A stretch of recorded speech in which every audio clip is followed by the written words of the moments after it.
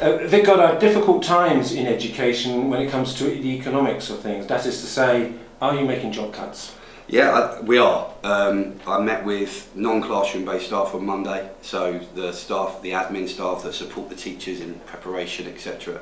I met with 39 of them on Monday to say that we're going to have to restructure, and the likely outcome of that restructure, it'll be finalised on Friday, is that there'll be some redundancies, which is tough. I've worked at Parsons 15 years. There's people in front of me that worked here for 28 years, and it's difficult. I know these people. They're not just employees. They come to my house every summer for a barbecue. You know, it's tough, and it's interesting because I've obviously had to tell the rest of the staff, and a few people say, "You're all right." I was like, "Don't think for me. I'm sitting this side of it. They're sitting in the audience thinking I might not be able to pay my mortgage at the end of September." You know, so it's tough, but at the moment, I have no choice. My job's to protect what's going on in the classroom, and so you look at what you can do. So I'm losing a vice principal on Friday, tomorrow, because he's got a headship, which is fantastic, in the Grand Cayman Islands. That's another economic conversation, but he's leaving, and I'm not replacing him. You know, I've lost staff at the sort of the leadership end of school the last couple of years and not replaced them in order to try and avert this, because you know, it's important that we protect what goes on in the classroom at the moment, but it's not easy. I love this school and I love the people who work in it, so it's tough. So, a ballpark figure, how many jobs may go? 7 to 10. Yeah, 7 to 10.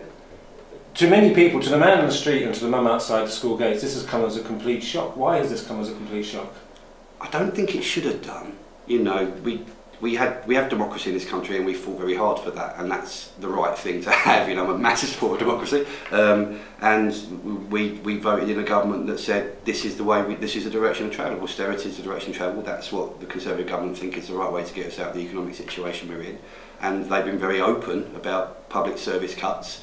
They did say that school budgets will be protected in real terms, and so they're right to a degree. We had the same money coming in, but as the same money came in, they asked us to increase our payment into pensions and to national insurance. So the income may be the same, but the expenditure went up from the government. You know, they asked us for more money back. And alongside that, you know, you could look at the whole school budget, but there's lots of little grants and funds that came from government that supported the budget too. So one of the big ones for me is I stood up in September in front of Year 6 parents who were choosing their secondary school and said, if you choose Passmore's and you get in, we'll have a summer school. We always have a summer school because it's really good for Year 6 into Year 7. They spend a week in the school, they get to know it, so when they turn up in September, it's not scary, or as scary. Day after we broke up for the Christmas holidays, we get an announcement that the funding for summer schools has been cut. So I lose £34,000 out of the budget. And I've already publicly committed to parents that we're going to have a summer school, and please book your holidays around it. So parents will have done that. So I've got to run a summer school. So I've got to find £34,000 to do that.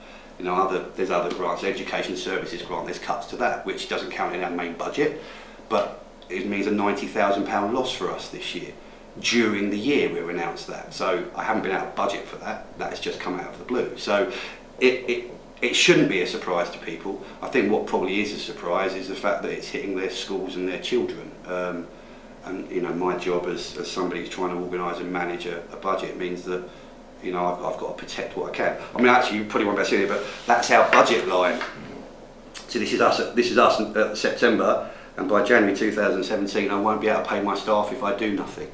So I have no choice but to do something, and so I've got to decide what's the most important thing for us to protect. So, you know, learning support assistants, teachers, they need to be protected first because they deal directly with children. Does that, again, I'm going to ask these questions for the benefit, as I said, of the mum outside the school gates, and is that going to create some sort of two nations, that there's us and them within your schools now, not only yours, you know, because you've got the people who see the non-teaching and the teaching. Is there a danger of that? I think it's incredibly damaging potentially on ethos, on the feel of a school. You know, I'll be honest, I announced this on Monday, so 3-4 days ago. I go into some rooms and it goes instantly silent right now. And of course it does, I'm the boss. So that I'm the person who's the focus of that conversation. And that's hard, because these are people that I've known for 15 years, you know, at least. So, yeah, they can feel them and us, but actually that's a harsh reality of a tough decision. And as one of my deputies used to say, that's why you're paid the most of it, because you've got to make them. Because you brought up the subject of pay. You know, some of us go back to the 70s where Mr. O'Shea at St Mark's lived round the corner in Willowfield and drove in his Land Rover to St Mark's, and I don't know what he was on, but people now see these, whether it's Daniel Moynihan at Harris Federation on £400,000 a year. I saw that. I don't think that's been confirmed though, allegedly, isn't it? No, but you can go. I can go to DFE and see accounts of schools with heads on £170,000. I've got heads on primaries with £35,000 pay increases last year, according to the stats. So again, we talk about this two nations. Again, for head teachers, people are saying you're the fat cat, Vic. Yeah, absolutely. And I don't disagree that that's something that could be put us. I don't disagree with that, and you know, I hope I get value for money. That's down to my governors to decide what that is. You know, I'm on a good salary. Don't get me wrong, I am. You know, I'm responsible for the running of 3 schools of 1,500 children's futures, and they're keeping them safe and happy and all those sorts of things. So yeah, and that's something I need to reflect on as this goes forward. What has been really interesting is as I've announced that to the specific staff that are involved, and I've also told the other staff, how many of my staff have come up and said, I don't want to, you know, I'll work for less. You know, I have 3 or 4 staff come and say, I'll work for less, just let me keep my job. That's tough, because that precedent you set on doing that, you know, is not sustainable over time. It's certainly not sustainable in an environment where then that becomes, well, I'm willing to take a pay cut, but you're not. That then causes even more of a rift. So I've never lived through this before, I have to say. My chair of governors is an ex-head teacher, and I asked him, is this what happened to you when you were in? I think he said he managed to avoid it mainly. So it's something that we sort of knew was likely, and we've tried for a really long time to avoid that. You know, science technicians, one's retiring end of the year, won't be replaced. Vice principal leaving, won't be replaced. We're going from 210 kids in year 7 to 240 in September, and not necessarily increasing by the normal number of staff we would do. You know, that has an effect on the teachers in the classroom, but actually they're the ones who should be affected, not the kids. Are there schools that could, I know you might say I have to ask those schools, but is there a concern that there might be, because you're all businesses, quasi businesses, are there some schools that may not become economically viable? Yeah, definitely. I mean, I don't know if it happened locally, but I certainly worked in an area in the past where 4-day weeks happened in schools, you know, back in the 80s. And that's, that's possible. Democracy says we voted for a government that's got austerity as its route out of economic difficulties, and therefore we've got cuts, so we've got to deal with it. So, have you spoken to Robert Half and what type of I haven't yet, actually. I emailed Robert on Monday after I'd met with the staff, because I wasn't going to tell him before I told them. I emailed him on Monday. He hasn't got back to me yet. He will do. There is zero animosity towards Robert from me. Absolutely zero. Robert is a fantastic constituency MP for me. He supports my school. He supports my young people. I don't necessarily agree with his government's agenda, but that's fine. You know, and I have a right to vote in my voting station as much as anybody else does. But I know Robert will be concerned. You know, I've heard obviously Burnt Mill announced got into the press this week that they've had to do something similar. They've gone down a slightly different route to us, and we will make our own choices about our businesses.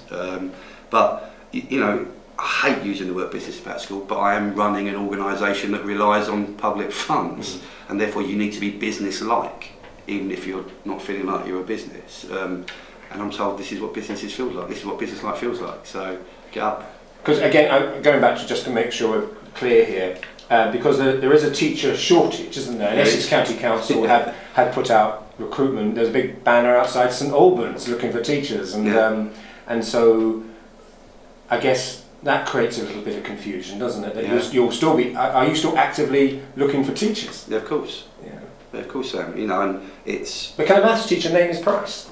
They'd like to, some of them. I think that's my biggest fear is that when you compound less budgets with shortages, you know, prices go up. And I have seen schools not too far away offering more money for those subjects. I'm hoping that I have a product here at Passmore's which is a tough place to work, but a good place to work, where staff are valued and the relationships are valued. That means actually that's worth more than money. I may be living in a cloud. You know, I may not be living in reality, but I'm really going to hold on to my cloud for as long as I possibly can, and people will get paid the same as everything else. I don't consider a maths teacher to be more important than a drama or dance teacher. However, if there's less of them, I can tell you I appointed 2 before Christmas, through an agency, overseas, Skype interview. Yeah, great, we'll have both. I really wanted one, but I'll take both because you have to protect yourself. 2 days later, the agent came back to me, yeah, you can have them, but they now both want more money. And so I didn't take them, because actually that would have meant one other person losing their job probably here. So I teach you maths this year. I've got a maths degree, so that's fine. I'm loving that, because I go into my classroom and I close the door and they leave me alone, which is lovely. But it's you slipped in there that you've got a maths degree. That's been something people are concerned about, that people without proper qualifications will be teachers. Does that occur here? Not yet, but who knows? You know, I think the Office of National Statistics report that came out yesterday said 24% of all physics lessons currently are taught with people that have not got more qualifications than an A-level. I think we are a profession, and therefore that comes with a level of qualification that should be inherent within that. And if we lose that, then I think we lose a huge amount from our schools and we become instructors and not teachers. But I can't say never to anything at the moment. You obviously share a lot of good practice and share a lot of information, whether it's one-to-one or indeed on Twitter and social media. Is this feeling? It was a bit of a crisis a couple of days in Harlow. Is this similar in other areas, or are other areas, can I say, sweeping under the carpet? I think there was something out in the press last week. 133 academies have announced redundancies in the last couple of weeks. I don't think it's over the next year. I think every school is going to be in a certain position. I think we probably made ourselves more vulnerable in some ways, because we get money every year for the kids that are in our school that year, and I've chosen to spend almost all of that money that year on those kids. And I know some schools have made the decision to keep a bit back, build up a nest egg, and then actually they can get through these difficult times. And right now, that seems like a really good idea, but actually, when that money arrives next year for your child in my school, and I say, well, I should be spending all of it on your child, but I'm only going to spend 95% of it, I'm going to keep 5% in order, just in case we have a rainy day at some stage in the future. That's not how I run my school. You know, my governors have always pulled their hair out about how close to zero we've got at the end of every year, but actually, I get money this year for these kids, so I spend it this year on these kids. And that means that if rainy days happen, and it's quite wet at the moment, I've got no cushion. I've got no contingency there, which is probably a really bad way to run a business. But I'm running an organisation that's about children. How do we know? How do we know that this isn't actually? Could we be in 4 years' time saying, "Are we worried about 2016?" You know, could this get worse? Yeah, I think we're predicting about a 7% budget deficit decrease every year for the next 4 years. So every year I've got to find 7% worth of efficiencies, or I've got to increase income. You know, we have a fantastic building, we're really lucky, and it's a huge community resource. You come in on a Saturday, there's as many kids in on a Saturday as there is on a Friday. And we charge for that. We charge the organisations that use it. So we will maximise what we can out of this building. But obviously there's always a payoff from that, because then the building gets more damaged and gets more use, and then you have to repair it. And so there's always that balance. You know, we've got to maximise income by being as efficient as we possibly can. And because it's going to hit secondaries first, because we have a bigger pension deficit, we have a bigger national insurance contribution, it's going to hit secondaries first, and it is, that's very obvious.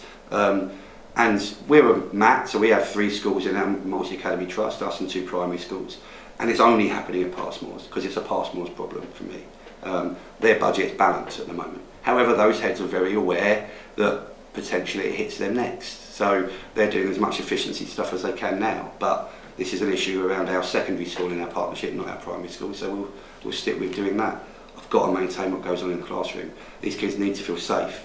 That's the most important thing. And if I lose people that keep our children safe, support them in their learning, then actually I'm doing something wrong. Admin staff support teachers, so therefore teachers need to work harder. That's the way it is, and I literally, just before you come in, I've had that exact meeting with my teachers. You know, normally we would do revision classes over half term, and staff would get paid to come in to do extra classes. I've made it very clear to them that I can't pay them, and if they don't wish to do it anymore, they don't have to. Thankfully, they all are. But you know, that's the nature. So finally, we've asked about your message to the parent on the school gates. People listen to you, Vic. What's your message? And I know, what's your message to Nicky Moore or indeed David Cameron? I think that schools have been made an exception in many ways. Okay, with regard to, you know, we were funded very well under, you know, Labour government prior to 2010, and actually it's been tighter, but that's the nature of where we are. Maybe they could think that actually there's some other exceptions that they should make from schools. Maybe they shouldn't have asked us for more pension and national insurance contributions. Maybe they should have found that from somebody who isn't trying to improve our country's children and therefore our country's future. They need to look at different ways, and they need to help us with the teacher recruitment crisis before that becomes an even bigger issue about money and we have to pay more and more. There's some simple things, but they actually need to protect schools a little bit more than they are. And it's not about teachers' jobs, it's about children's futures. Big Goddard, thank you very much for your time. Thanks.